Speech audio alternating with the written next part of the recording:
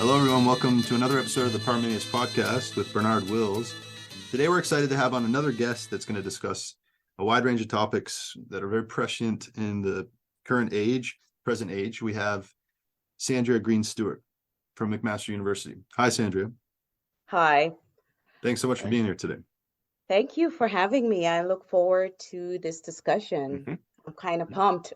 Okay, good. Pleasure. Yeah, pleasure on our end as well. So we have a couple of topics to discuss here. To start, we could talk about your recent PhD thesis and your research regarding some of the colonial practices of medicine in Jamaica. Okay. Yeah. Thanks, Jordan. And thanks, Bernie. Is it okay to call you Bernie? Yeah, sure. Okay. So my research and uses Jamaica as a case study. But as you will see by the end, there are continuities, there are connections that can be made even today with us going through the current pandemic. So my research focuses around the colonial period between 1850 and 1920. I'm interested in looking at how women participated, contributed, were co-creators of medical knowledge during this time period. And specifically, I am looking at the different epidemics and pandemics and some diseases that were prevalent during the period to look at how diseases were managed and how the medical infrastructure was developed, kind of fueled by the need created by these diseases. So the time period is kind of an interesting time period because it's right after slavery. So it's the post-slavery period up to World War One, and just right after World War One.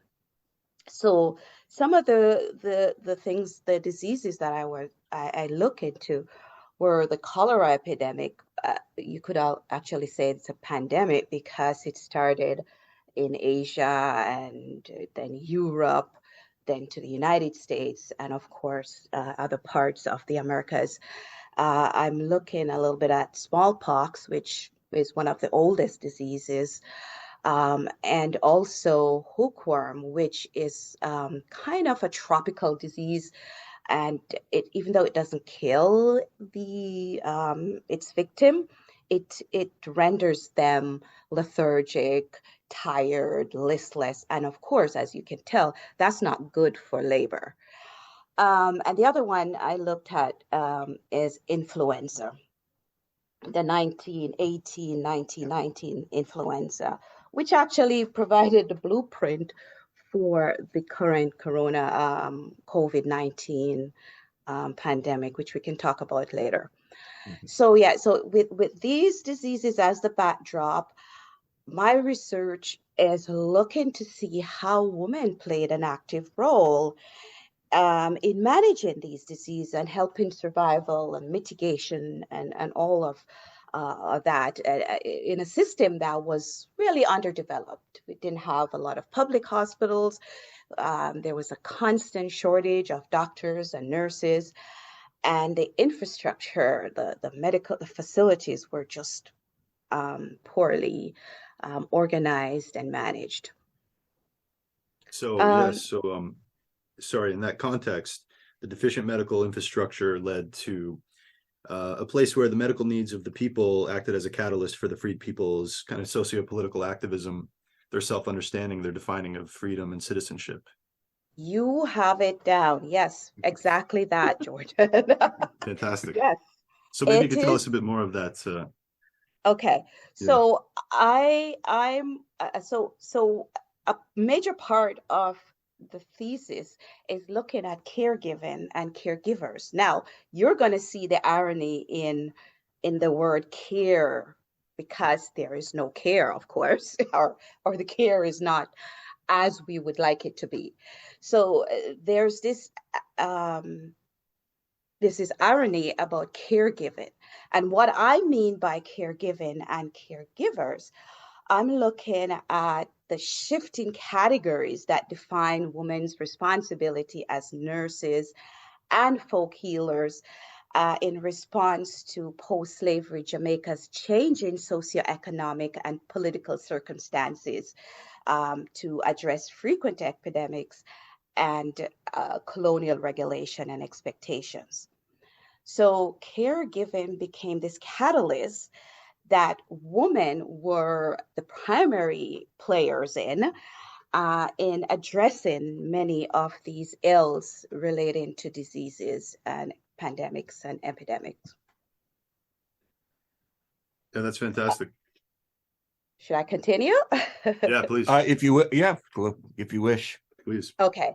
Yeah. So with that broad stroke, I look at how specifically traditional folk healers, informally trained women, informally trained nurses, and formally trained nurses later on, how they played a role. So in terms of the folk healer, I look primarily at the revivalist mother, who is considered a folk healer. She uses Afrocentric type of rituals and herbal remedies to help mitigate disease.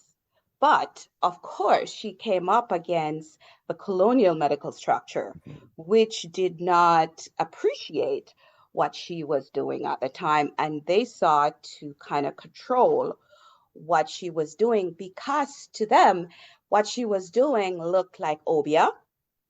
I can talk a little bit about that if you want. Yes. Okay. Please. So obia is kind of a catch-all phrase that is used to describe what some call witchcraft. Sure. It in the vernacular, it can mean anything.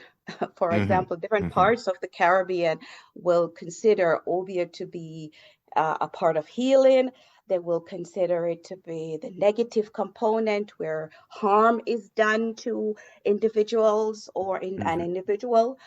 So there is so much that is wrapped up in this notion that it's kind of a burdensome analysis. And so the colonial authorities enacted legislation to control it, right? So, but of course, if we talk about modernization and the changing of worldviews that these freed people were involved in, they were changing their circumstances in the slavery and post-slavery period were changing the way how this African practice manifested. So what the colonial officials may have seen and it looked scary and looked like something to be afraid of was their means of coping, challenging the status quo. So there are several instances of rebellion that are linked to obia, and in the famous one, of course, is Haiti and the voodoo ceremony that took place before the revolution, the 1804 revolution, right? So there's the connection to resistance and dissident. So the colonial authority decided to stamp it out.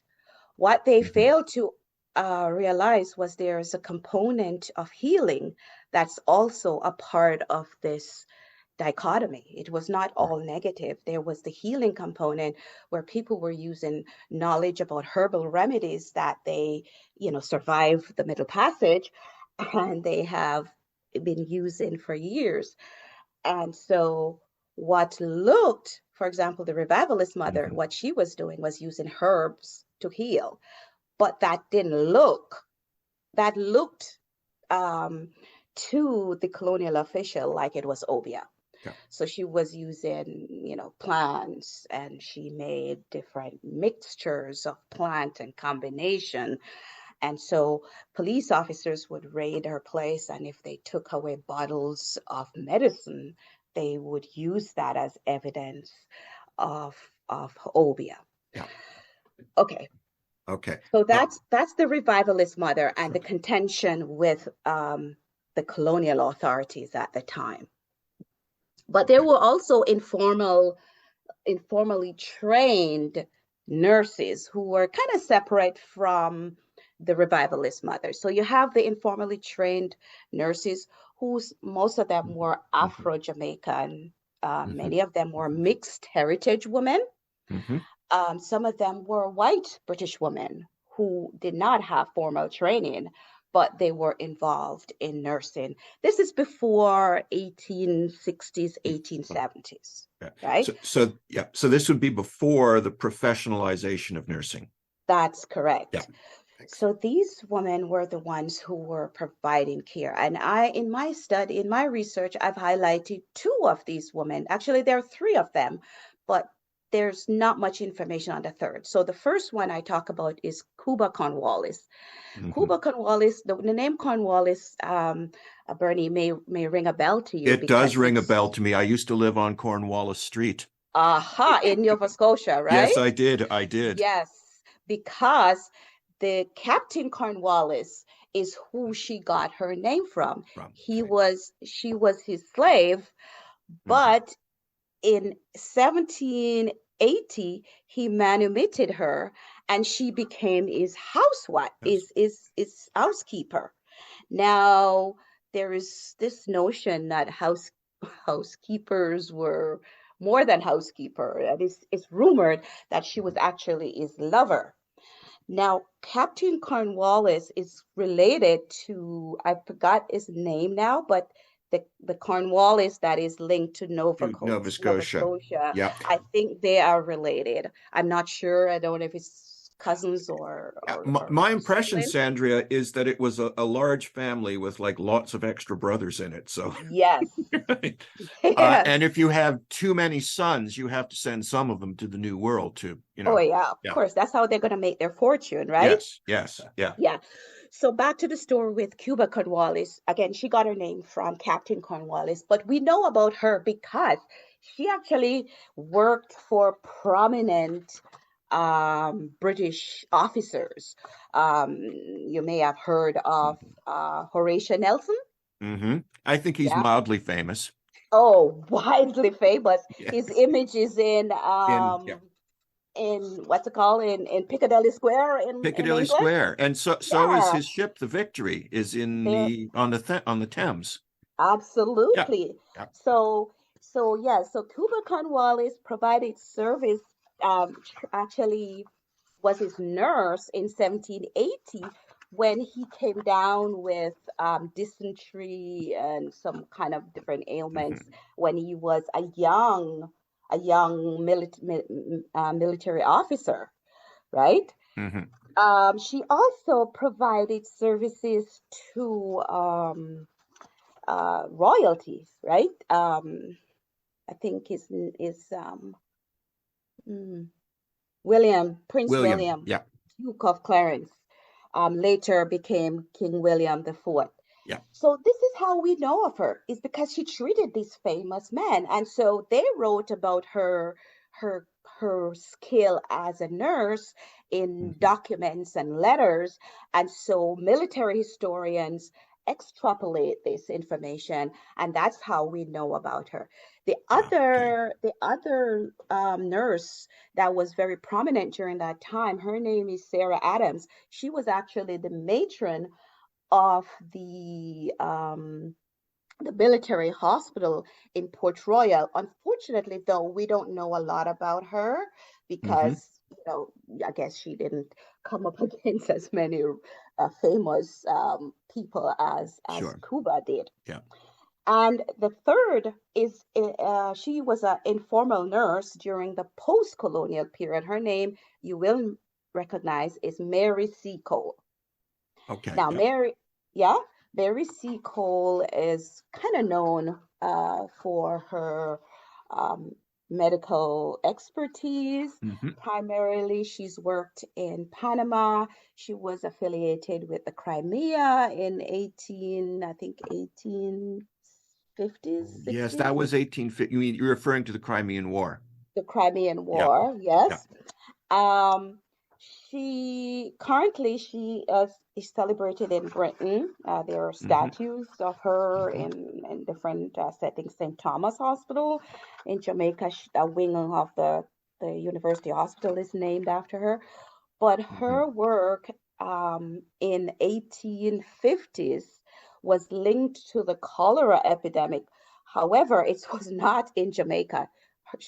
Her work was linked to cholera in Panama, which Panama, I yeah. find kind of wary, because why is it that she's known to treat cholera in Panama but not in Jamaica? What was Okay. happening with the Jamaican medical establishment Establishment. that did not recognize Okay. her? Now Okay. that was my question, Sandria. Now, when we are speaking of these individuals, we are not speaking of people who are nurses or doctors in a publicly certified sense. Absolutely So, yeah, not. Yes. yeah, yeah, Good point. yeah. Yes, these were people who were working outside of the medical infrastructure. As a matter of Hmm. fact, we didn't know there wasn't much that's known about the actual medical infrastructure during that time, because it was Hmm. just haphazard. Between the 1850, there was just one um, public hospital in Jamaica, Yeah, the Kingston yeah, Public yeah. Hospital, which at that point was segregated. It served the white elite population, and Hmm. then another section served the laboring class. Okay, okay. Yeah. So that's the informal nursing, and I argue that they were forerunners to the nursing profession that we'll talk about later on. Sure, sure. Okay, so I guess here's the point where I interject with a large question. Hmm. um, so then, as now, Hmm. uh, Caribbean peoples are assumed to occupy a certain place, say in the global economy. Okay, so they provide a certain kinds of labor. Um, well, sweatshops now, or whatever agricultural labor was considered important then, sugarcane or what have you. Yeah. And much of that labor was focused on, I guess, what you would call agricultural monoculture, like growing That's right. crops that are not for feeding people, but that are for making plantation owners or land owners rich.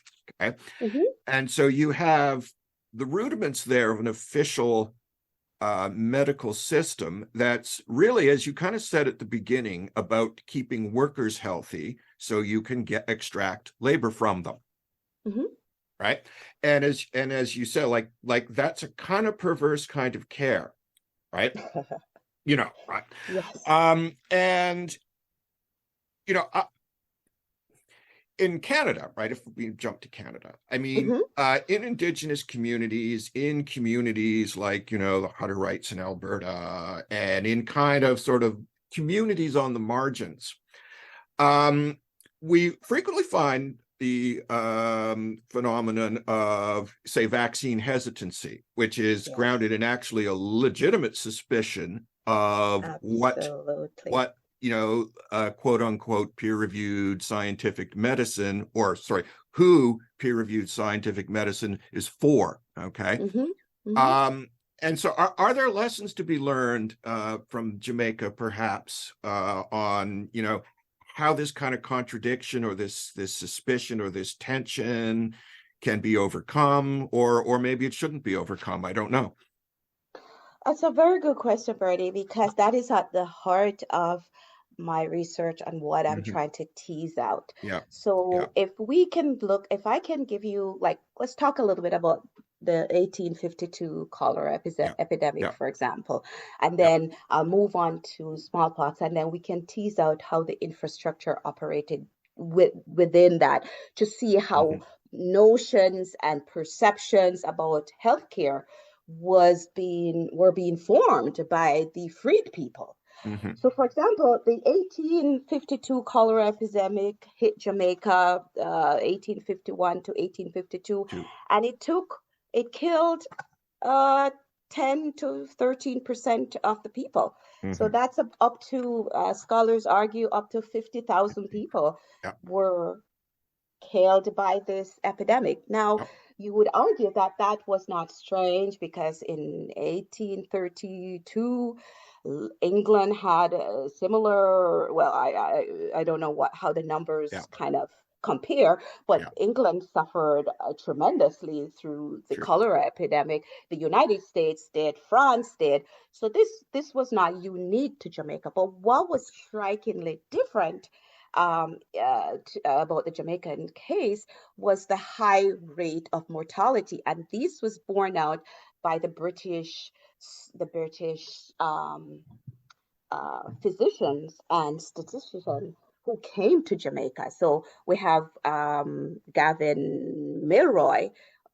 He was a doctor in England during the 1832 cholera epidemic, and so he's knowledgeable in how to manage and control the disease. So he came to Jamaica during this time, but he was so struck by the frequent the speed at which Jamaican people died from this disease that Sure.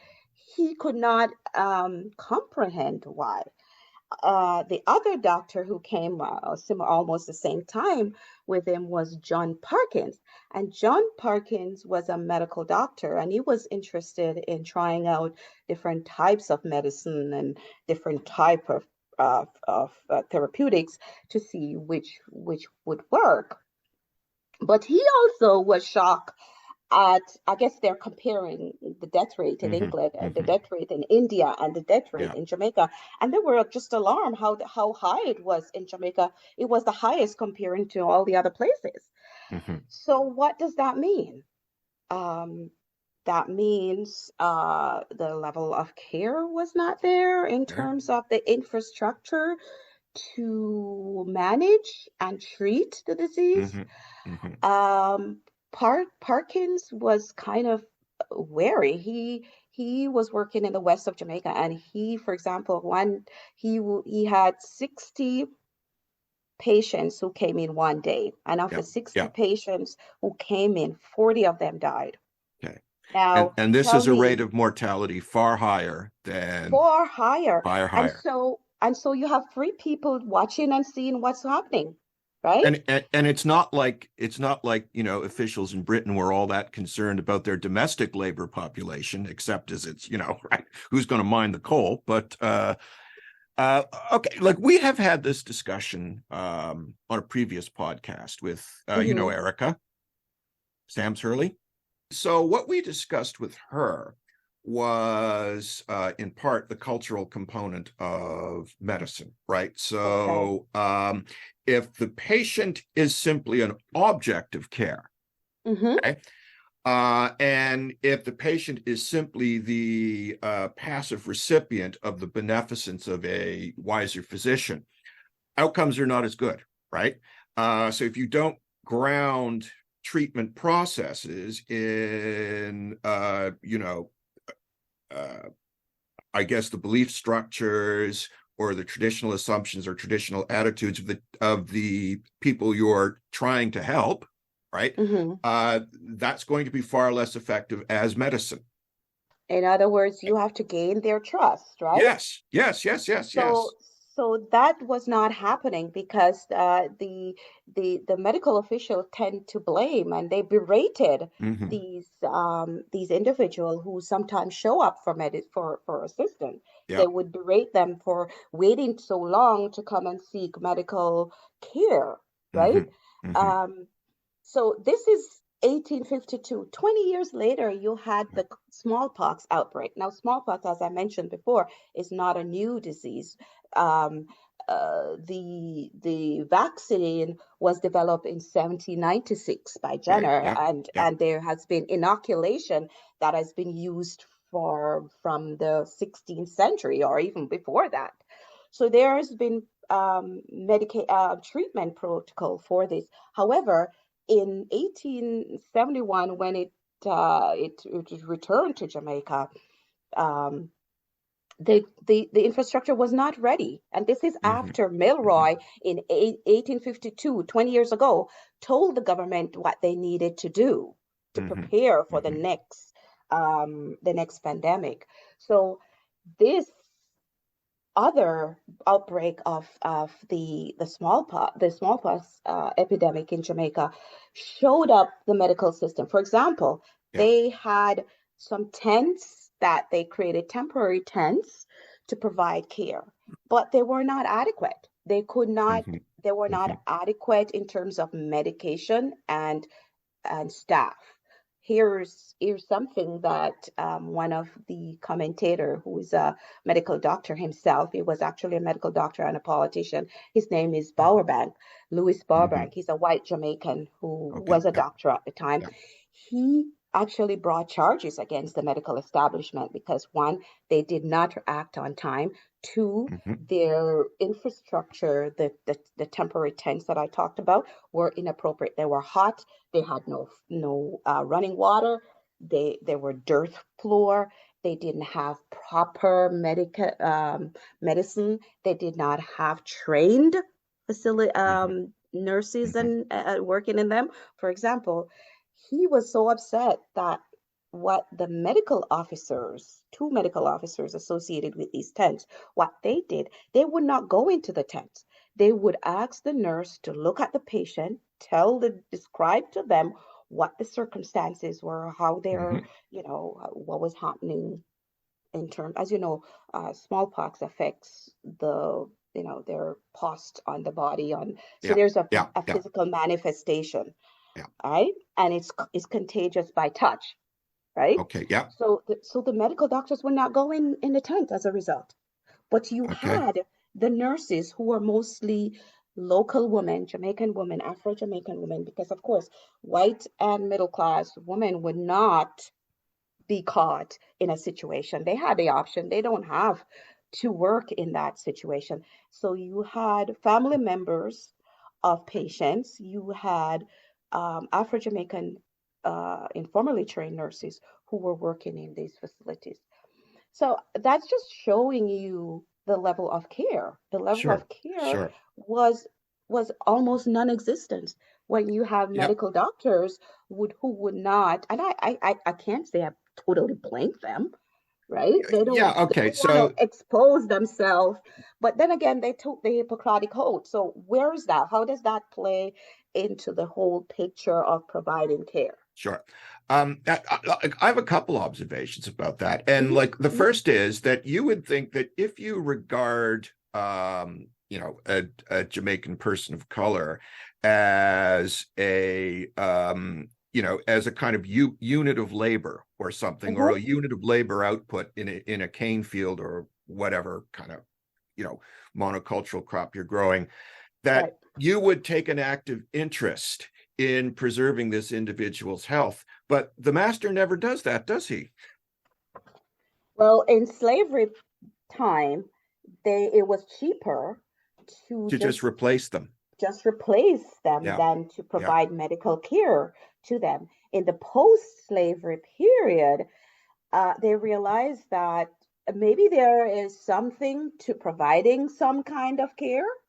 Hmm. Now, the level of care is questionable, right? Yeah, But then it becomes this notion that we have to provide some kind of care, otherwise we will be running out of labor short. sure. Yeah, yeah. So you So the find that this minimum necessary. push, Okay. yeah, Yeah. go ahead. No, the minimum. So the idea is we will provide a certain minimal amount of care to keep these people alive, That's right. so they can do whatever. The second observation I had to make, because I have a classics degree, and in the Greek historian Thucydides, there's a description of a plague in Athens, and one of the terrible things he mentioned was that so many of the victims of this plague were women, Yeah. because women took care of, like, women nursed people, and Hmm. especially they, dressed and took care of the dead. Okay, Yes. and so they, Thucydides mentions, right, to go back to, well, I don't want to go in the cholera tent. That was not their attitude, right? I mean, they had this kind of very profound conception of the duty of care, That's right. And it cost many, many of them their lives. Okay. That's true. Um, Yeah. and so I mean, is that a phenomenon echoed in any sense in the Caribbean? I think it did, and you talk about Greek, but I can also Yeah, talk about Britain. sure. Well, Yeah. because during the outbreak of smallpox in Britain, the nurses were were the group that died most, Died right? most. Yeah. And these Yeah. nurses, we're talking mostly women. It's not Hmm. that men were not nurses, but of course we know that more women were nurses, right? Nurses. Yeah. And so they were the group that were being infected by the smallpox and Hmm. high rates, Hmm. because like you mentioned, they saw it as their obligation or their duty to care, and so Hmm. they were close, they were within proximity to these patients.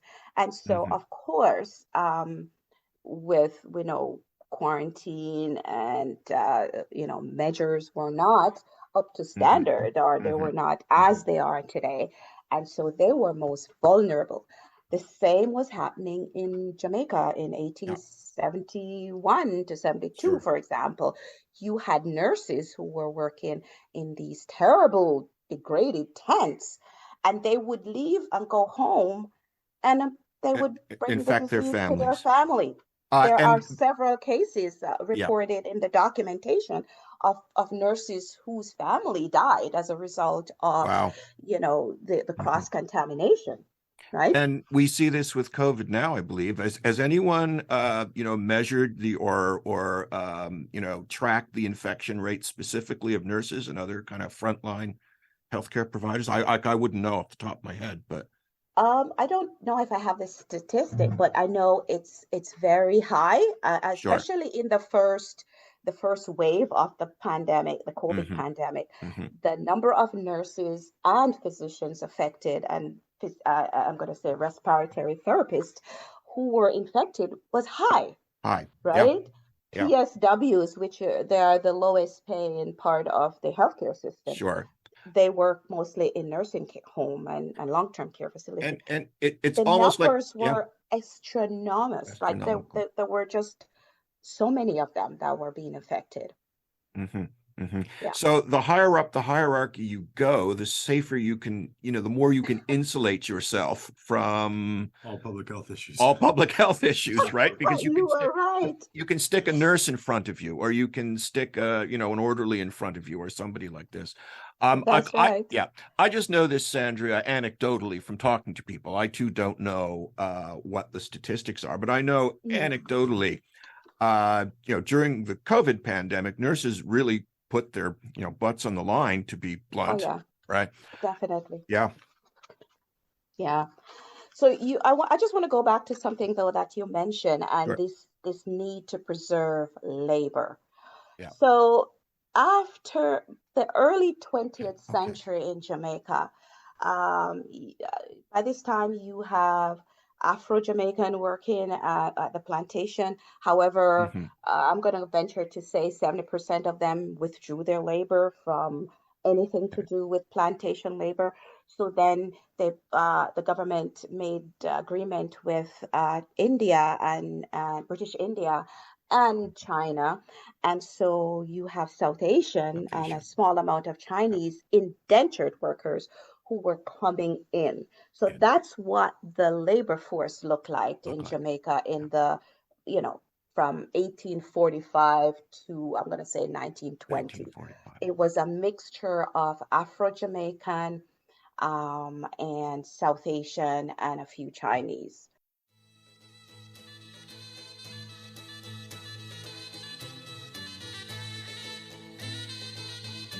So I was about to talk about the early 1920s, so the Okay. early Yeah. 20th century, and how labor was crucial to preserve them. Labor has now become very crucial to the effective running of a colony, Of a such as colony. Jamaica, Yeah. right? Yeah. So by the early 20th century, you now have a number of public hospitals. You have Okay. the infrastructure developed to a certain level. You have increased number of trained nurses. So Okay. were primarily, initially, they were white British women, Hmm. mixed heritage women, but Black women also entered because of the need and the fact that they gain education, they gain connection. The scholar like um, Palmer, Okay. sorry, Is there anything resembling a labor movement in Jamaica in this time period? okay, not Okay. critically, but Okay. there were movements. There were Okay. Yeah. movements that began. For example, nursing. Nursing had a union. They started creating unions. The difference with union then, though, and the later period was the earlier unions were more social events where Okay. women would kind of get together and socialize, but there were also uh, the nurses leaders would demand better pay and so on. So that even though that isn't considered a labor union, it actually started looking like one. And that's one Hmm. of the arguments Hmm. that I made. Oh, okay. So you have nurses who started to professionalize and started to try to gain more autonomy. Hmm. Um, you also have an interesting thing that was now happening where you have the rise of what I call the rise of US imperialism. Sure. And you have, so you have the Rockefeller Foundation who now start collaborating with the British government in Jamaica to eradicate hookworm. Remember, I talk about Okay. hookworm, Yeah. which made the workers lazy. It didn't kill them, but Hmm. it made them Hmm. less productive. And then in the middle of all that, you had World War One, right? And Hmm. so plans had to be put on hold. But World War One was also a catalyst because the recruitment for volunteers in Jamaica revealed a vexed problem with physicality and Sure. Yeah. fitness, Yeah. right? So a lot of the men who were being recruited were refused because they weren't strong enough. They weren't fit, Yeah. right? And Yeah. disease also played a role. So now you have all these factors that are driving the health consciousness and the health needs of the society, some external, some internal. But what I want Yeah. to zoom in on is the two diseases. So I want to talk about hookworm disease and Hmm. the Rockefeller Foundation and that collaboration in Jamaica, because it started in 1913 through the Colonial Office in London and reaching out to the U.S. Multinational corporation. And if you know Yeah. a little bit about the history of the Rockefeller, they literally, went to different parts of the global South to educate and to try to eradicate diseases like malaria, Hmm. um, All very good, but a hookworm. double-edged sword, kind of. Aha. Yeah. But the double-edged sword is that is a part of U.S. imperialism and Sure. U.S. Yeah. stance in the world, right? In Jamaica, they had to put a hold on their activity until 1980, and then after the war kind of ended, so they arrived in Jamaica and they focused on eradication campaign. Now, the first thing they started to do was to look at the infrastructure. There was no sewage system, there was no toilets, pit toilets. And Mhm. so you have a situation where infection or reinfection would happen over and over. If you have workers who are living on a plantation and you don't have a means of separating waste Mhm. from their living accommodation, Yeah. right? Then you're just going to reinfect. So what I'm trying to say is the Rockefeller Foundation and the Jamaican government saw this need to improve the health care of the public health of their labor, and they collaborated in doing that. As a matter of fact, the Rockefeller Foundation was in Jamaica from 1918 to about in the 1930s. Mhm. Um, and they focused on one section of Jamaica. On the other section, that's where the banana was Okay. Yep. grown. And you talk about monoculture. So Yeah. there is the monoculture.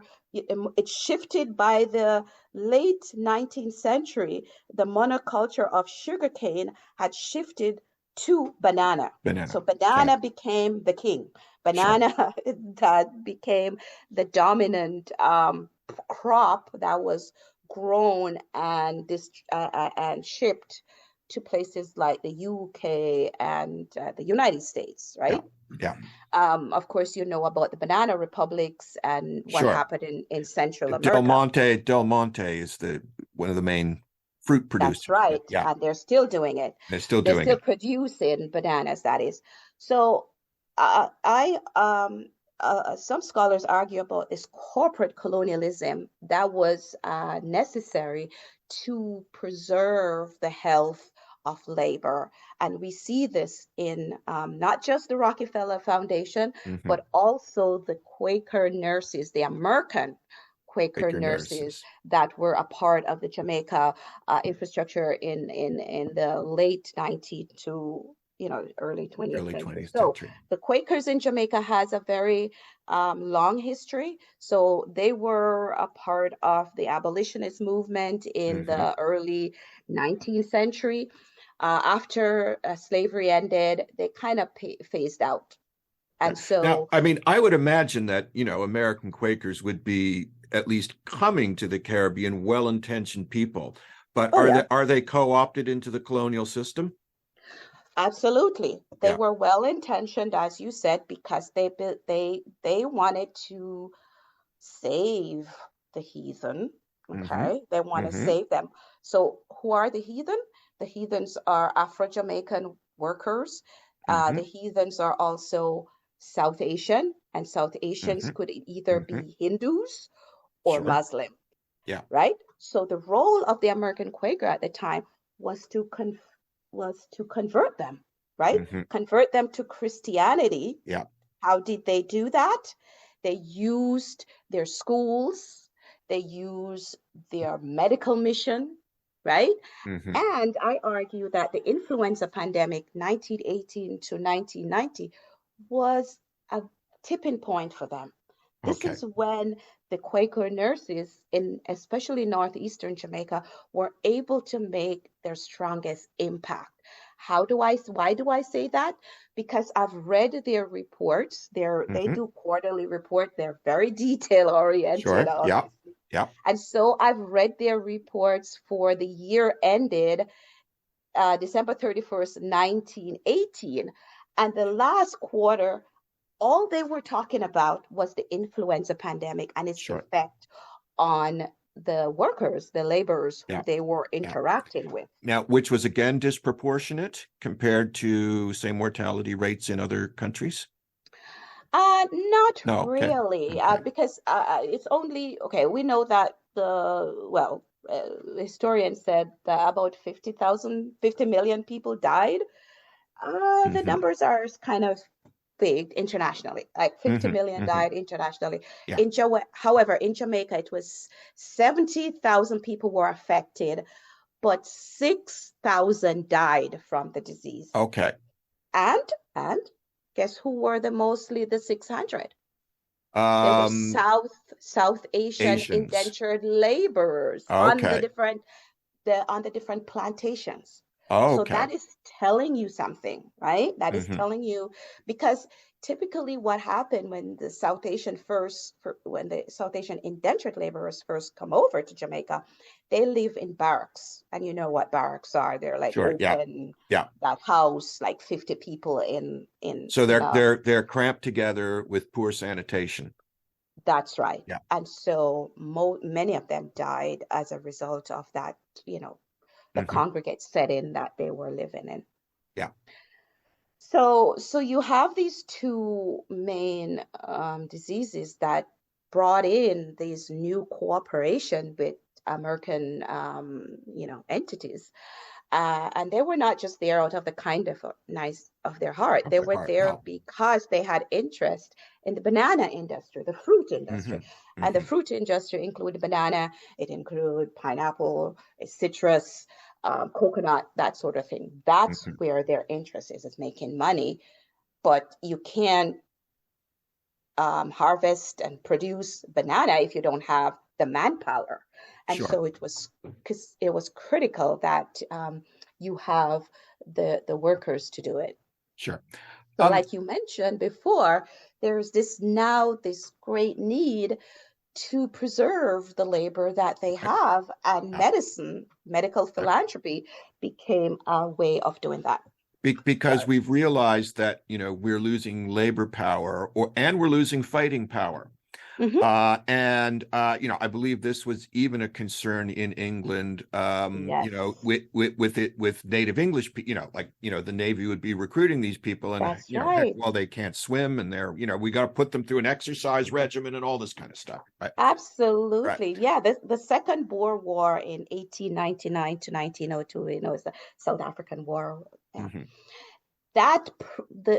The recruiting for that revealed to the British military officials Mhm. that the working class British people were unhealthy.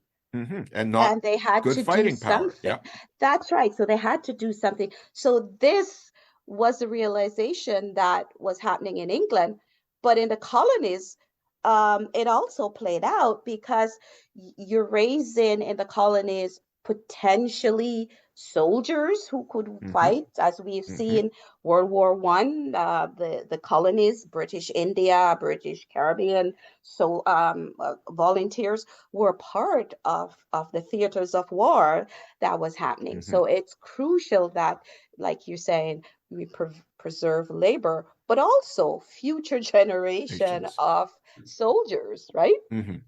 Mhm. So there's this thrust, and of course, the colonial government in Jamaica realized that it had to collaborate to really be effective on that. Effective. And here's where American influence started to, merge with the Mhm. British colonial power Power. to Okay. realize that. Now, when you look at all this history, are there impacts on, medical care in Jamaica today, say with respect to things like maternal health or even COVID Of or, course.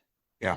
Of course, it's interesting because I was saying to a friend the other day, the Spanish Town Hospital was built during the mid 18th century.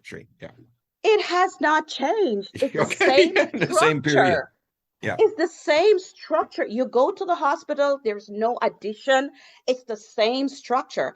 And the Jamaican population has grown. So can Mhm. you imagine that hospital is now probably 200%, especially during the pandemic when a lot of people Mhm. were using the facility.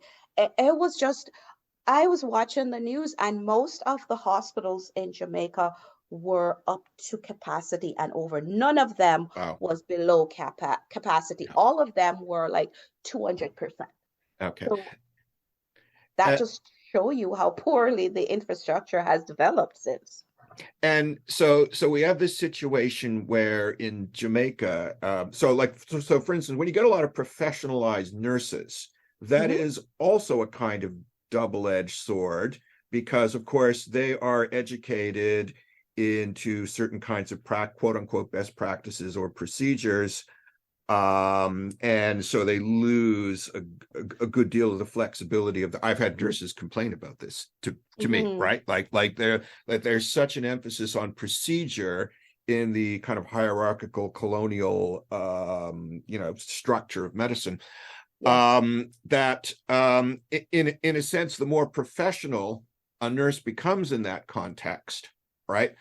Um, the more they are co-opted into systems that are like not really good for people.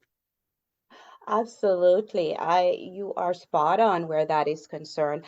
And that's why the nursing scholarship Mhm. of places like Jamaica, Barbados, and so on, is is so scant Mhm. because like you said, they are co-opted when they become a part of the structure. So they will not write or interrogate the system as other scholars would do. So, Mhm. for Mhm. example, for my future research, I'm going to look at the 1930s to the 1970s. And I'm looking at the scholarship right now and what's been said about nursing during that time period. Typically, that nursing scholarship is written by nurses. Yeah. Okay. Yeah. So again, because like you mentioned, they are being co-opted, they're being trained, they are a part of this system. Their analysis tend to focus on education, right? Rather than looking at the intersectionality of race, class, gender, nation, that sort of thing, And like, and how that play out in leadership, in leadership, administration, in even procedure. Because and like the that's not their nurse, fault. I mean, no, it no, isn't. no, but because I mean, I know people in the nursing profession. There's still a very strong hierarchy between the various doctors and specialists, and Yes, what they can recommend and what they can suggest, and exactly. what nurses can suggest. So I mean, it's kind of assumed that a nurse just carries out instructions, right? And Yeah. so, like, critiquing the system you're working in Mhm. is, they're not in a position to do that in a That's certain right. sense, right? That's correct. Yeah. And that's what I've been finding out because since the 1930s there have been um, the leadership of nurses in places like Trinidad, Barbados, and Jamaica has seen a change in that you have women of color Yeah. who are now leaders. But again, it's this hierarchy and how they follow the protocols and the system, and they have not really critique the system in a very robust way. And so, as an outsider, this is where I think my research can look at some of these big structures, such as nationalism, Pan-Africanism, decolonization, and see how those structures are really embedded and they're still there. Like, Yeah. for example, nursing is as practice right now in Jamaica is British nursing. It has not been changed in any way. It's a procedure. The procedures are still the colonial structure. And I'm not saying that's a bad thing. But what I'm saying Sure. is Yeah. those structures are maintained and supported. And do they serve the people that are working there, or the people who are demanding care? That's a question that it's worth exploring. And so I guess that was maybe the question I've been keeping in my back pocket. I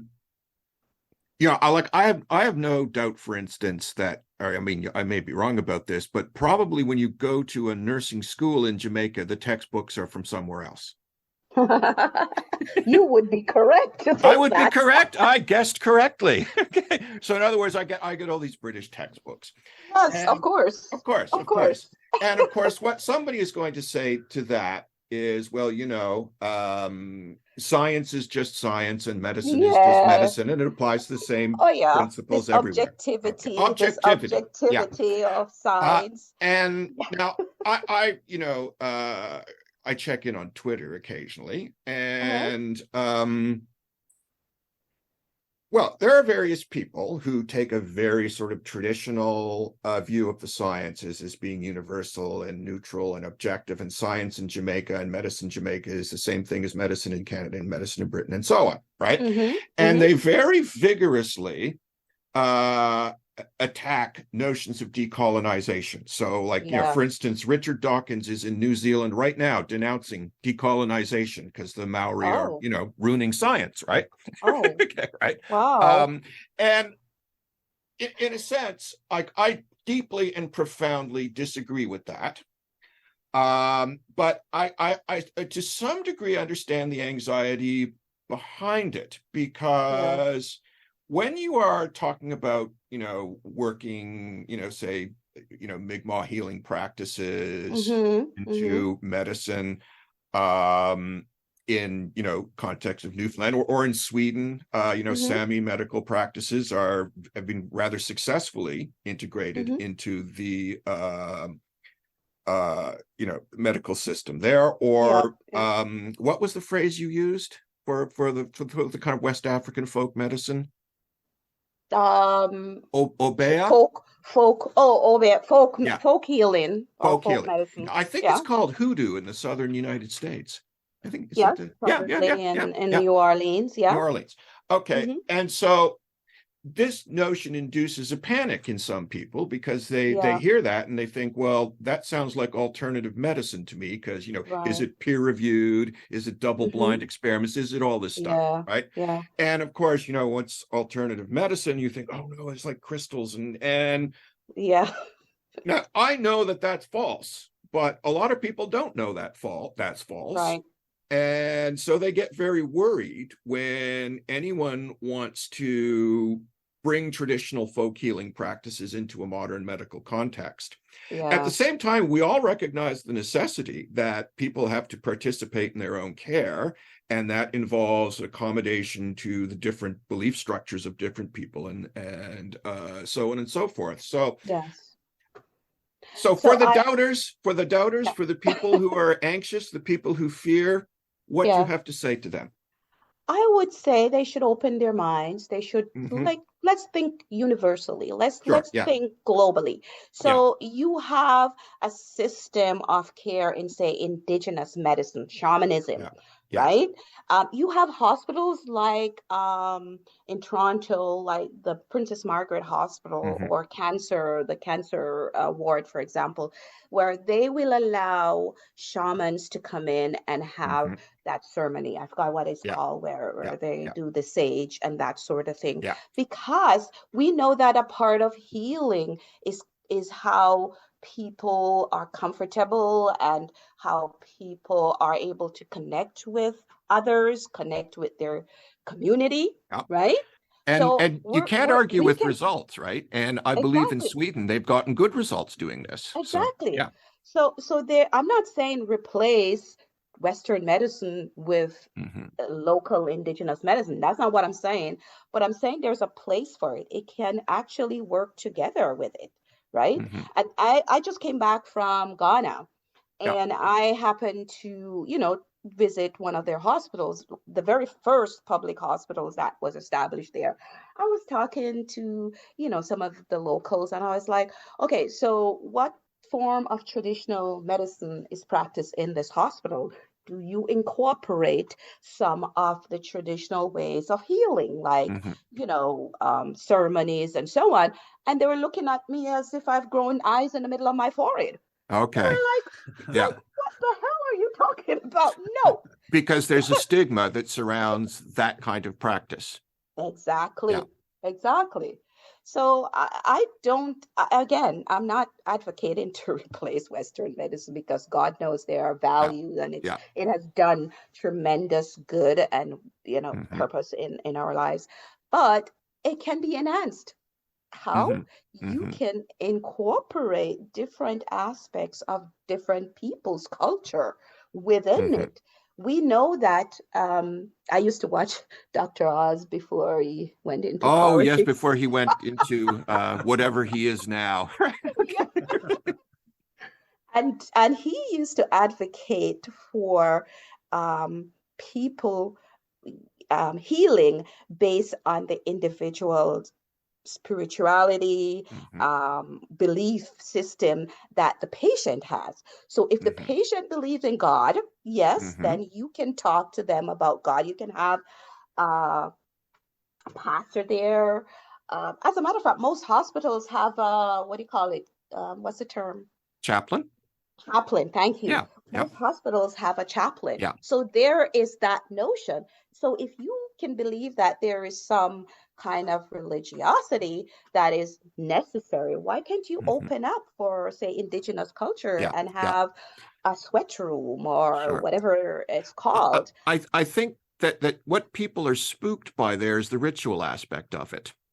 Because of course, modern Western societies have all kinds of ritual behavior, but we don't note it as ritual, right? So, I mean, That's right. ritual I behavior is was something we associate with other cultures, right? exactly. Um, That's and so they perhaps look at that and they go and from two perspectives they might go this. If you're like say an evangelical Christian pastor in Ghana, you look at hmm that and go, well, that's devil stuff, or that's magic, yeah, or that's right.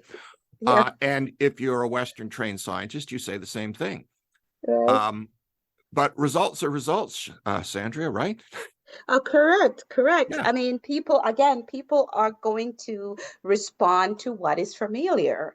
Hmm. And what is familiar is whatever culture or practice that rituals that they're familiar with. And if Hmm. you bring that to them when they're at their lowest stage Hmm.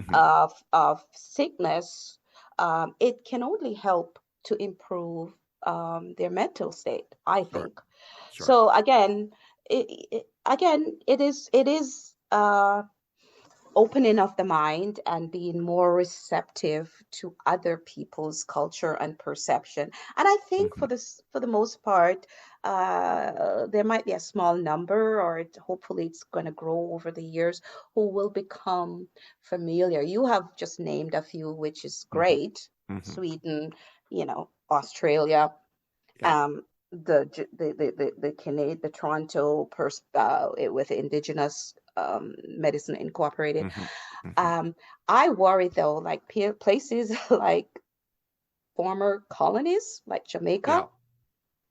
they still have this notion of science as Sure. separate Yeah. from their culture, Because right? they're still very much in a colonial mindset in many ways. Yes. Yeah. Yeah. Hello. Yes, Yeah. they are Yeah. still in the colonial mindset.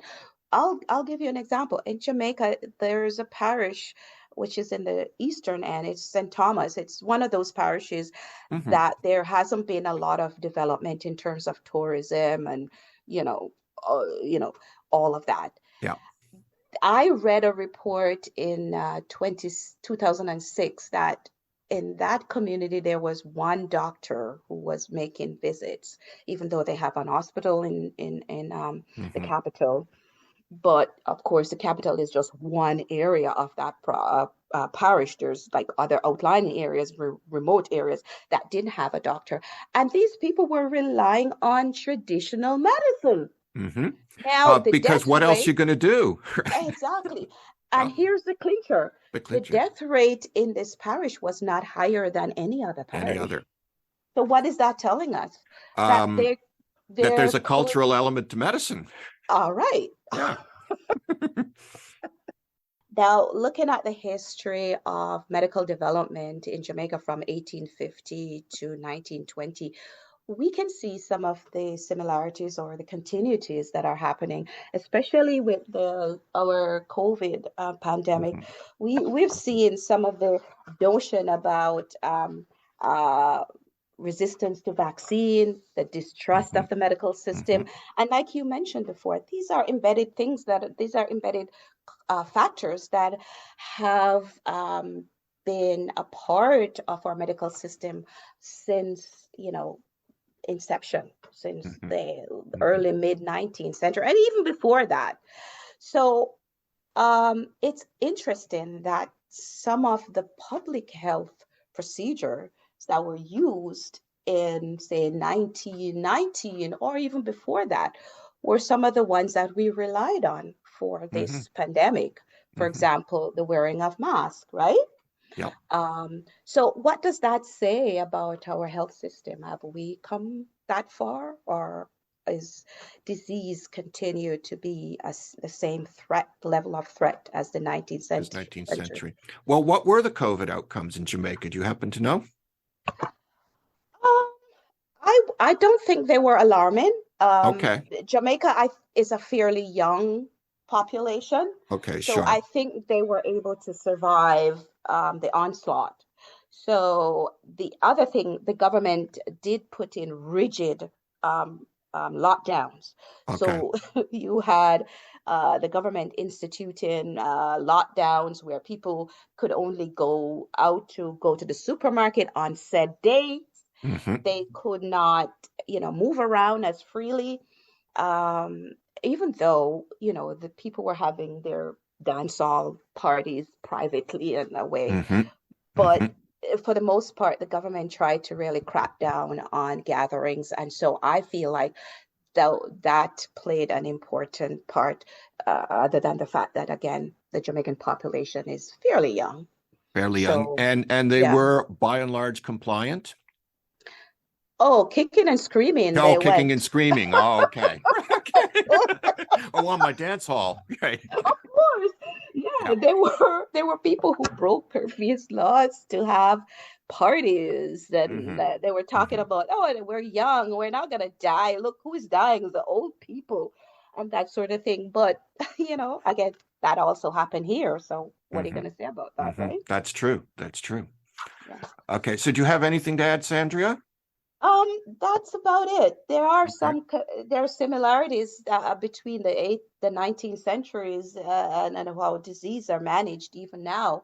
Hmm. So there is value in looking at the structure and how they kind of impact even current situation.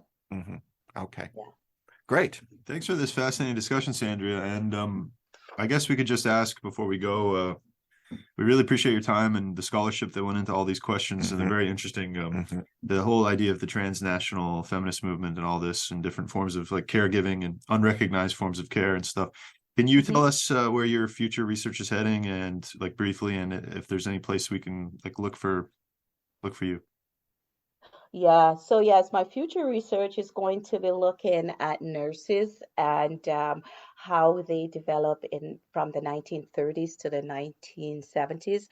I'll primarily look at how big structures or big movements like the nationalist movement, the um, the Pan-African movement, the civil rights movement, women Hmm. liberation movements, how all of that kind of influenced and impacted women's uh, performance of work, Hmm. and they're assuming leadership roles, and how that looks different from, say, the earlier period. So in terms of my publication, I've recently published a journal article in the Social History Journal, which is a Canadian journal, Hmm. and that focuses on some work I did in my master studies.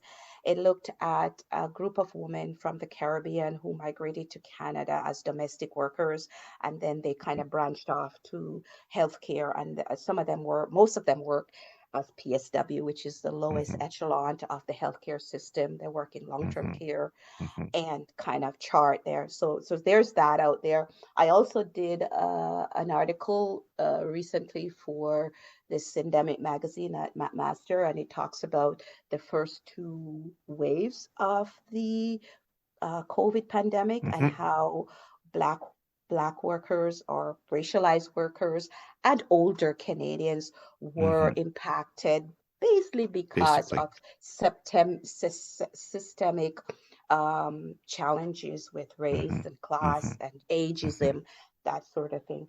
I'm working on chapters that I'm hoping to have chapters of my dissertation public, and maybe in 2 years, a monogram of my Huh? research that I just Great. shared with you. Yeah. So Fascinating. Thank you. thank you so much, Bernie Okay. and Jordan. I appreciate you allowing me to have this platform. And who knows, I might do something else with you guys in the future, Oh, right? okay. We'd love Sure. to. We'd love It's to. been our All right. pleasure. Absolutely. Okay. Thank you, Sandra. Bye-bye. Thank you so Yep. much. Take care. Yeah. Bye.